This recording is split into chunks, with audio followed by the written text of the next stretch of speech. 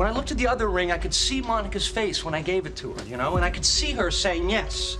When I look at this ring, all I see is a ring. Many people buying a ring often feel stressed or nervous because they don't want to mess this up. And while I have a lot of new ring buyers who are doing this for the very first time, they don't understand how often I have clients who are redoing a ring that they made years ago elsewhere, or in some cases only 1 year ago. And they felt that it was never quite right. And often people just live with it until years later when their feelings boil over and they decide to do it the way they envisioned in the first place. But you know, in this video, I want to talk about design mistakes and also craftsmanship mistakes to watch out for.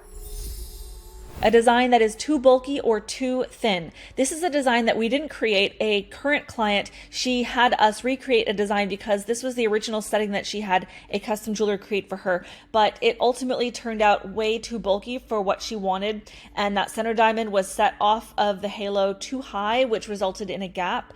And the original design that he presented to her was not bulky like this, so it was a huge disappointment when she ultimately received it in person. And next I'm going to show a design that is the complete opposite side of the spectrum. It's a perfect example of why the engagement ring cannot be made too thin depth-wise from outside to the inside of the ring. A lot of women ask me to make it as thin metal as possible, but the problem with doing that is this is what tends to occur, is this warping effect on the engagement ring. This ring is only a few months old, and look, it's already warping and bending out of shape. It's not even fully round anymore, and the head obviously was knocked kind of onto its side. There's just not enough metal to support the weight of this type of ring. There are minimum thicknesses and depths that I suggest when designing a ring, and obviously it's going to be sleek and just beautiful looking, but this is just entirely too thin.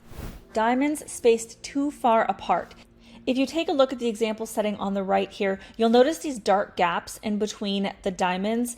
And this is quite common because it allows the diamonds to extend further down without necessarily needing an extra diamond at the bottom. So it does save on material costs. It saves on labor costs as well, because if you have to set the diamonds right next to each other, that does take more finesse, more precision, and more microscopic work in order to truly make sure they are tightly fitted next to each other without chipping, of course.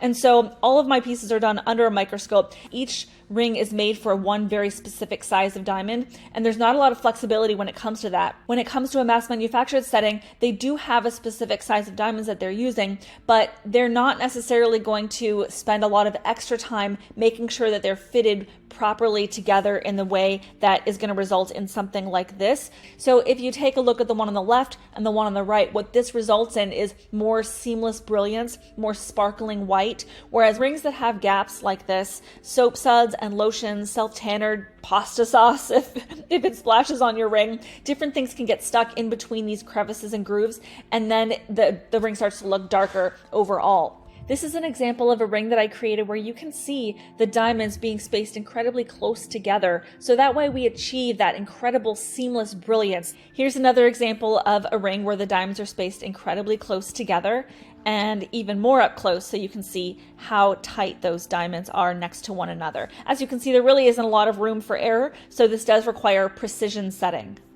A halo with a gap. This is an example of a halo that has a dark gap of air around that center stone, and it actually ends up making the center diamond look a little bit smaller compared to if we didn't have a gap like this. You can see that airline gap, and it draws your eye right to it.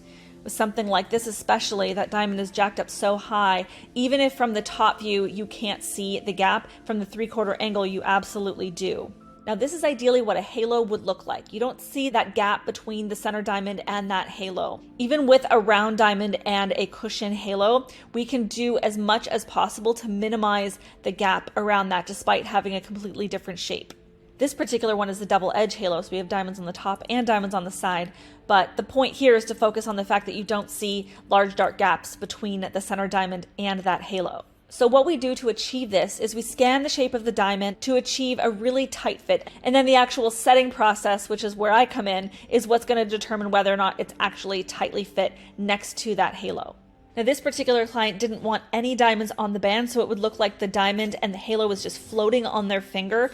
And as you can see, it's going to be very important that that halo is incredibly seamless and just incredibly sparkling brilliant, because without that, it would definitely make that center diamond look smaller, but also it just would take away from the overall lines of the design. So from every angle, whether it's the top or the 3/4 angle when your finger tilts to the side, you want to just see incredible brilliance. So if you're looking for a ring designer and you see my pieces and love them, you know, what I'm talking about here in this video are some of the principles that lead toward that result. And ideally, you want to look at final ring photos and videos and not just CAD renderings. And, you know, I say this because oftentimes you'll see on websites the photorealistic computer renderings, and it ends up not looking that way in the final result. So what they're showing is the design that the computer created, but it's not actually the quality and the craftsmanship that you're gonna see in person. And I just believe the smallest details make a dramatic difference. I'm obsessed with maximizing diamond brilliance through precision settings. So where can things go wrong is what you see in this video. Often these mishaps, they happen with mass manufacturers, but you know, it's definitely seen in custom pieces as well, because every human hand is different